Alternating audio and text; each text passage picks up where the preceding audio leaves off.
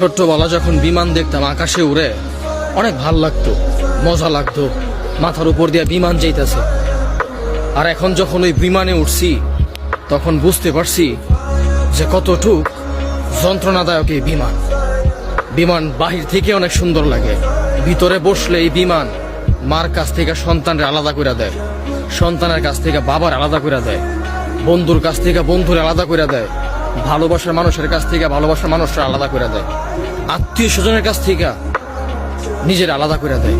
বিমান হইতেছে একটা স্বার্থপর গাড়ি, যেই গাড়িতে একবার উঠলে কবে আবার এই গাড়ি নিয়ে আসবে তার কোনো গ্যারান্টি নাই। এমনকি অনেক মানুষ মৃত হয়ে এই বিমানে আবার আসে, বুক ভরা স্বপ্ন নিয়ে সবার কাছ থেকে আলাদা হইয়া এই বিমানের মধ্যে বৈশা দূর প্রবাসে পাড়ি দেয়। জীবিকার তাগিদে হাজারো পুরুষ নারী বুক ভরা কষ্ট বুকে নিয়ে